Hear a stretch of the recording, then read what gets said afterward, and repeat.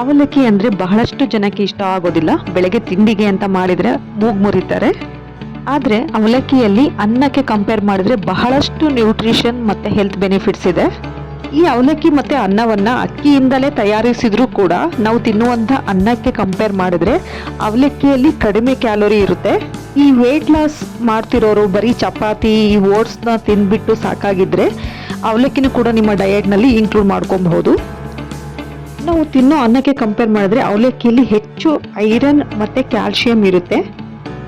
ಏಕೆಂದರೆ ಅವಲಕ್ಕಿ ತಯಾರಿಸುವ ಪ್ರೊಸೀಜರಲ್ಲಿ ಮೊದಲಿಗೆ ಭತ್ತವನ್ನು ನೆನೆಸಿ ಒಣಗಿಸಿ ಹುರಿದ ಭತ್ತವನ್ನು ಒಂದು ಕಬ್ಬಿಣದ ರೋಲರ್ ಮಿಷಿನ್ಗೆ ಹಾಕ್ತಾರೆ.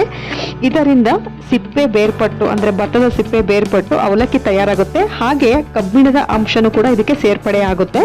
ಅಲ್ಲದೆ ಅವಲಕ್ಕಿ ಒಗ್ಗರಣೆ ಅಥವಾ ಗೊಜ್ಜು ಅವಲಕ್ಕಿ ಮಾಡಿಕೊಂಡು ಅದರ ಮೇಲೆ ನಿಂಬೆ ರಸ ಹಾಕ್ಕೊಳ್ಳೋದ್ರಿಂದ ಅದು ಅವಲಕ್ಕಿಯಲ್ಲಿರುವ ಕಬ್ಬಿಣ ಅಂಶವನ್ನು ಹೀರಿಕೊಳ್ಳಲು ಅಗತ್ಯವಾದ ವೈಟಮಿನ್ ಸಿ ಅನ್ನು ಒದಗಿಸುತ್ತೆ. ಸೊ ಯಾರು ರಕ್ತಹೀನತೆ ಅಥವಾ ಅನಿಮಿಯಾದಿಂದ ಬಳಲ್ತಾ ಇರ್ತಾರೋ ಅವರು ವಾರಕ್ಕೆ 2-3 ಸಲ ಅವಲಕ್ಕಿನ ನಿಮ್ಮ ಡಯೆಟಲ್ಲಿ ಆ್ಯಡ್ ಮಾಡಿಕೊಂಡ್ರೆ ನಿಮಗೆ ಹೆಚ್ಚು ಬೆನಿಫಿಟ್ಸ್ ಸಿಗುತ್ತೆ. ಅಷ್ಟೇ ಅಲ್ಲದೆ ಅವಲಕ್ಕಿಯಲ್ಲಿ ಫಾಸ್ಫರಸ್, ಕಾಪರ್, ಪೊಟ್ಯಾಷಿಯಂ ಇದರ ಜೊತೆಗೆ ಒಂದಷ್ಟು ಪ್ರಮಾಣದ ವೈಟಮಿನ್ ಇ ಮತ್ತು ಬಿ ಕಾಂಪ್ಲೆಕ್ಸ್ ವೈಟಮಿನ್ಸ್, ಅದರಲ್ಲೂ ವೈಟಮಿನ್ ಬಿ ಅಂದರೆ ಥಯಾಮಿನ್ ಎಂಬ ವೈಟಮಿನ್ ಇರುತ್ತೆ. ಈ ಥಯಾಮಿನ್ ಅಂದರೆ ವೈಟಮಿನ್ B1 ಅಂಶ ಅಕ್ಕಿಯ ಮೇಲ್ಪದರದಲ್ಲಿರುತ್ತೆ. ಹಾಗಾಗಿ ಈ ಸಂಪೂರ್ಣ ಥಯಾಮಿನ್ ಅಂಶ ನಮಗೆ ಅವಲಕ್ಕಿಯಲ್ಲಿ ಸಿಗುತ್ತೆ. ಆದರೆ ಪಾಲಿಶ್ ಮಾಡಿದ ಅಕ್ಕಿಯಲ್ಲಿ ಇದನ್ನು ಬೇರ್ಪಡಿಸಲಾಗಿರುತ್ತೆ. ಸೊ ಹಾಗಾಗಿ ಹೆಚ್ಚು ಪಾಲಿಶ್ಡ್ ಅಕ್ಕಿನ ಸೇವಿಸೋದ್ರಿಂದ ನಮಗೆ ವೈಟಮಿನ್ B1 ಕೊರತೆ ಉಂಟಾಗಿ ಬೆರಿ ಬೆರಿ ಎಂಬ ಕಾಯಿಲೆ ಕೂಡ ಬರಬಹುದು. ಇದರಿಂದ ನರಗಳ ಹಾನಿ ಮತ್ತು ಸ್ನಾಯುವಿನ ಬಲವನ್ನು ಕಡಿಮೆ ಮಾಡುತ್ತದೆ.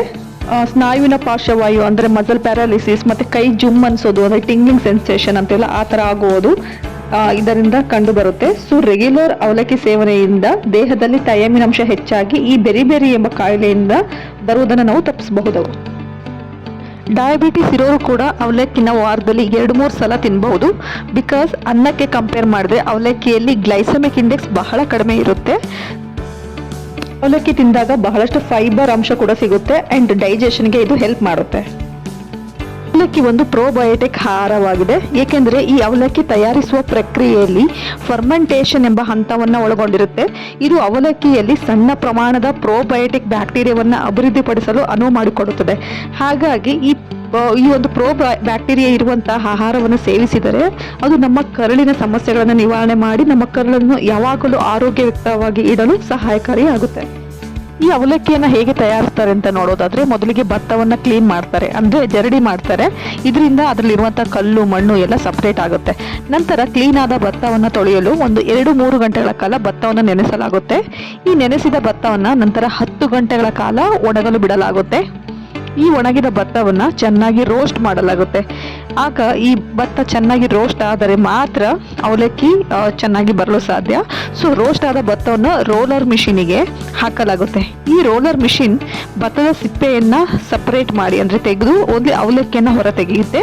ಹೀಗೆ ಹೊರಬಂದ ಅವಲಕ್ಕಿಯನ್ನು ಪ್ರೆಸ್ಸಿಂಗ್ ಮಿಷಿನಿಗೆ ಹಾಕಿ ಚೆನ್ನಾಗಿ ಪ್ರೆಸ್ ಮಾಡಲಾಗುತ್ತೆ, ಅಂದರೆ ಚೆನ್ನಾಗಿ ಒತ್ತಲಾಗುತ್ತೆ.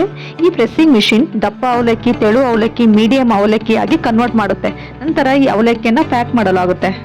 ನೋಡಿ, ಈ ಅವಲಕ್ಕಿ ತಯಾರಿಸುವಾಗ ಯಾವುದೇ ಪಾಲಿಶ್ ಬಳಸೋದಿಲ್ಲ, ಕೆಮಿಕಲ್ನೂ ಕೂಡ ಯೂಸ್ ಮಾಡೋದಿಲ್ಲ. ಇದು ಒಂದು ನ್ಯಾಚುರಲ್ ಪ್ರೊಸೆಸ್ಸು. ಹಾಗಾಗಿ ಇದು ತುಂಬ ಆರೋಗ್ಯಕ್ಕೆ ಒಳ್ಳೆಯದಾದಂತಹ ಫುಡ್ ಅಂತಲೇ ಹೇಳ್ಬೋದು. ನೀವೇನಾದರೂ ನನ್ನ ವಿಡಿಯೋನ ಫಸ್ಟ್ ಟೈಮ್ ನೋಡ್ತಿದ್ರೆ ನನ್ನ ಚಾನಲ್ನ ಸಬ್ಸ್ಕ್ರೈಬ್ ಮಾಡಿ. ಮತ್ತು ಈ ವಿಡಿಯೋ ಇಷ್ಟ ಆದರೆ ಆದಷ್ಟು ನಿಮ್ಮ ಫ್ಯಾಮಿಲಿ ಫ್ರೆಂಡ್ಸ್ ಜೊತೆ ಶೇರ್ ಮಾಡಿ. Thank you.